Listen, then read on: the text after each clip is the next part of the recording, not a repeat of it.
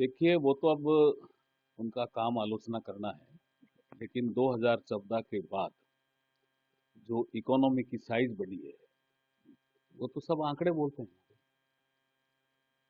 मनमोहन सिंह जी के समय हम 11वें नंबर पे थे इकोनॉमी की साइज में। आज हम चौथे नंबर पे हैं वर्ल्ड की इकोनॉमी की साइज में, और तीसरे नंबर पे पहुंचने वाले हैं।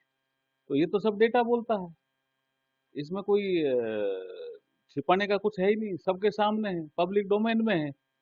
भारत हर क्षेत्र में तरक्की कर रहा है, चाहे हमारा इकोनॉमिक ग्रोथ हो, चाहे हमारा स्किल डेवलपमेंट का प्रोग्राम हो, चाहे हमारा इंफ्रास्ट्रक्चर का प्रोग्राम हो, और चाहे हमारा ईज ऑफ लिविंग का, नागरिकों को सुविधाओं देने का प्रोग्राम हो। हर क्षेत्र में डेटा का तो बहुत बड़ा सेंटर बना है भारत।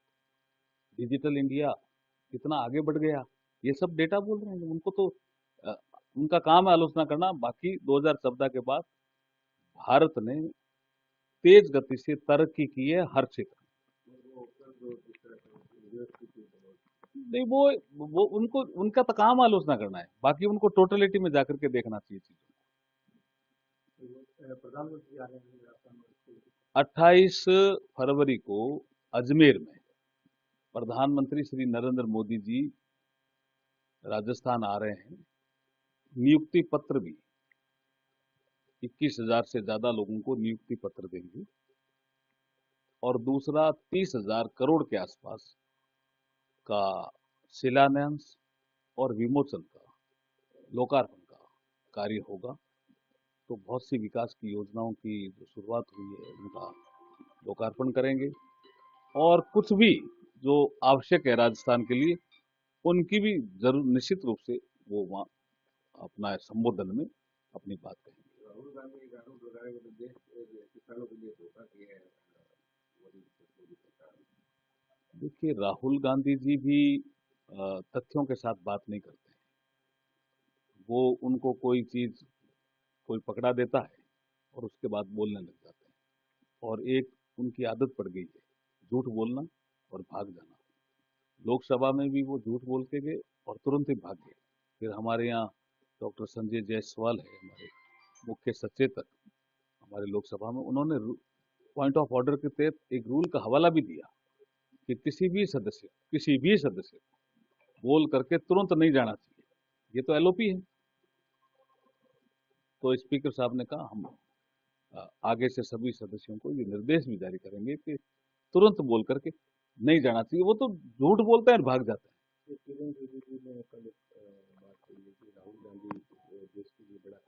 देखिए, ये एक हमारे लोकसभा में भी एक हमारे सदस्य हैं निशिकांत जी दुबे, वो एक सब्स्टिट्यूटिव मोशन लेकर के आए राहुल गांधी के खिलाफ। उसकी वो बात कर रहे थे, उसमें सब चीजें दी हुई है कि ये देश के लिए ठीक काम नहीं कर रहे हैं, देश विरोध में काम कर रहे हैं, देश विरोधी ताकतें हैं, उनसे ये विदेश में जाके मिलते हैं, सब उनके आरोप हैं। और फ्लोर पे है, लोकसभा के फ्लोर पे है। और एक चर्चा ये भी चल रही है कि जब ये सारी चीजें हैं तो कहीं ना कहीं इंटेलिजेंस के माध्यम से ये सब चीजें आएगी तो सरकार जो है तो इस पर कोई मुकदमा क्यों नहीं दर्ज करवाएगी? नहीं नहीं, मुकदमे तो अब जैसे वो किताब का था वो हो गया, और ये मोशन आ गया। ये एक विशेषाधिकार हनन का मामला आना अलग बात है, मोशन आना अलग बात है।